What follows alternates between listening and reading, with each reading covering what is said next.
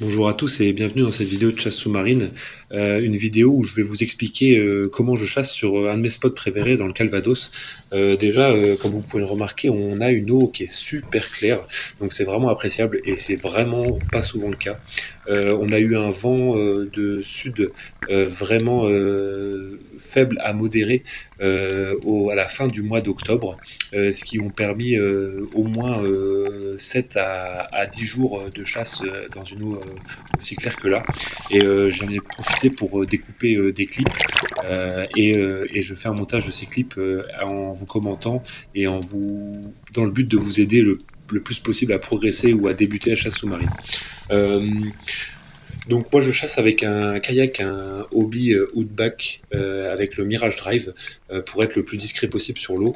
Ça demande un petit peu de technicité parce qu'il faut remonter à bord de son kayak et descendre à chaque fois. Mais croyez-moi, c'est vraiment une chasse qui est super, super sympa parce qu'on est vraiment le plus discret possible. Euh, Là, j'ai commencé la chasse à trous et comme je n'ai rien trouvé dans ces trous, je vais passer au-dessus d'un caisson Phoenix. Les caissons Phoenix, c'est des immenses blocs de béton creux de 60 mètres de long pour 18 mètres de haut, qui une fois coulés servaient de brise-lames. Et c'est là que les poissons vraiment font leur vie maintenant. Euh, je vais glisser donc avec toujours avec ce vent de sud qui me pousse un petit peu aux fesses là, et je vais glisser sans palmer en fait, et une respiration sur deux.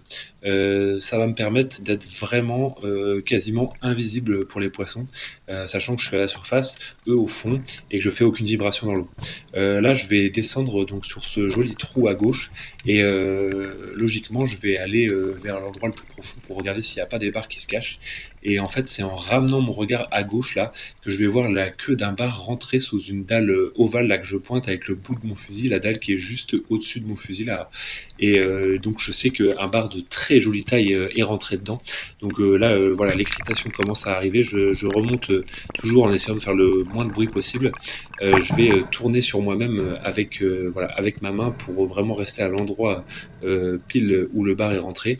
Je me ventile très très rapidement histoire d'avoir quand même un petit peu d'air pour pouvoir faire l'action. Je descends et là, à peine descendu, il y a une vieille qui est sortie et puis après le bar veut essayer de sortir, il sort tout doucement. Là, je vais prendre le tir pleine tête. Je suis super content, c'est un bon tir. Malheureusement, le bar est pas séché, donc il va y avoir combat quand même dans les tiges qui sont en fait d'anciennes tiges de béton armé de ces caissons. Et, euh, et, euh, et là, je me remercie de m'être mis deux longueurs de fil sur le Beuchat 75 double 100 dos là, car en fait dans ces conditions il faut mieux chasser déjà de un avec un moulinet et de 2 surtout avec un trident ou un 5 dents, ce qui va permettre de sécher son poisson vraiment beaucoup plus vite que la flèche tahitienne. Donc malgré tout j'arrive quand même à faire mon poisson et à le remonter rapidement. Un poisson qui est de très belle taille, hein, un poisson qui va avoisiner les 70 centimètres. Deuxième clip, et même jour, même condition au niveau de la visibilité, donc c'est vraiment top. Un petit peu plus loin, là je vais chercher plus profond, à trous toujours, et en arrivant devant cet éboulis là, je vais discrètement vraiment passer un petit peu mon fusil et ma tête et voir qu'il y a deux barres, dont un qui fait vraiment une belle taille. Je vais pas hésiter, je vais prendre le tir directement, et le tir est bon, même si le bar était de trois quarts, à essayer de sortir à l'autre extrémité de ce rocher. Et donc ma flèche l'a arrêté net, et elle était juste derrière Louis, ce qui a permis de le sécher assez rapidement. Visez toujours la tête ou les ouïes, qui sont vraiment à un endroit stratégique, ou encore un petit peu plus au-dessus la colonne, qui va permettre au bar d'être séché rapidement. Euh, Ensuite, il faut vraiment voilà, sécuriser son poisson, bien le maintenir. Et dans un second temps, une fois qu'il est bien sécurisé, on va venir dégainer son couteau. Donc là, voilà, je le prends au niveau de la bouche pour avoir la main droite de libre. J'ai mon couteau à ma jambe, hein, un couteau Subéa que j'utilise. C'est des super couteaux là, qu'ils ont fait Decathlon, des couteaux en inox auxquels j'ai rajouté un petit fil pour pas le perdre. Donc voilà, c'était le jour 31 du mois d'octobre où j'ai fait mes 2 gros poissons de 70 centimètres, donc j'étais super content. Troisième clip, là, on est à un autre jour, dans le courant du mois de novembre. Là, je vais avoir pareil des conditions qui sont correctes, toujours au niveau visibilité. Dans ce clip-là, je vais descendre c'est pareil, toujours commencer ma chasse à trous, voilà, essayer de trouver des poissons dans les structures.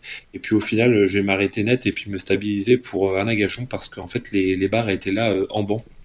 Alors là, c'est vraiment toujours un plaisir, hein, et même une émotion assez forte de voir tous ces poissons passer devant nous comme si on était invisible.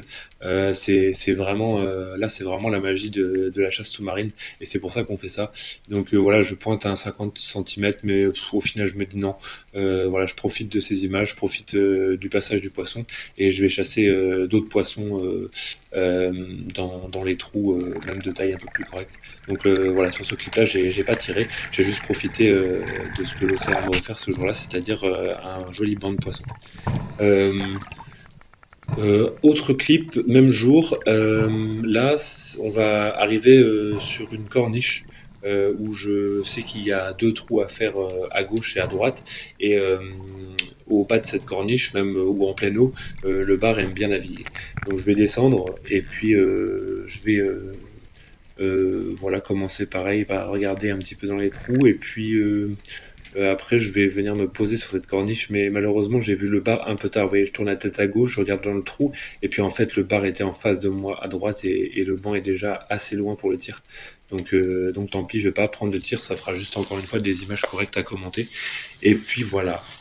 Je vous mets quand même en garde pour ce genre de spot. C'est vraiment des endroits très techniques et spécifiques. Euh, le fait que des tiges en métal sortent de partout, ça complique un peu la chasse. Il y a aussi énormément de restes de casiers, de filets, des bouts. Enfin, il y a énormément de choses. C'est très encombré. Donc, si vous allez chasser dans des endroits comme ça, et notamment sur ce spot-là, surtout faites attention au niveau sécurité. Vraiment, ne rentrez pas totalement dans les trous si vous ne connaissez pas les trous. Et même si vous connaissez, faites d'autant plus attention parce que un accident est vite arrivé. Je retourne donc au même endroit, pas le même jour, ça c'est encore un autre jour, mais toujours de la même semaine. Là, l'eau est un petit peu plus teintée, mais c'était encore vraiment largement praticable. Donc là, je me pose au même endroit sur la corniche et en contrebas, le poisson est censé arriver. Donc je fais des appels de gorge, hein. Moi, j'aime bien les appels de gorge, mais je préfère encore. En premier, je vous conseille de gratter plutôt le sol avec un caillou, puis après de faire des appels de gorge qui peuvent être des fois pas assez discrets et peuvent faire fuir le poisson. Là, les lieux sont bien réactifs à mes appels, mais c'est vraiment le bar que je cherche moi parce que les lieux sont trop petits. Et donc là, en limite de visibilité, il faut regarder sur un grand écran, mais là on voit le bar vraiment tout au fond. Je prends le tir et c'est vraiment un tir de loin euh, qui va, qui va être réussi au final. Et comme je sais que le tir est de loin et qu'il peut pas être vraiment précis, je vais voilà, garder une bonne tension sur mon fil, vraiment remonter le poisson rapidement et puis l'amener à moi pour éviter qu'il se décroche parce que voilà, comme vous pouvez le voir, le tir est vraiment un peu bas et le poisson aurait pu se décrocher. Voilà pour ce clip là. Donc j'espère que vous avez apprécié la vidéo et les commentaires et je vous dis à la prochaine.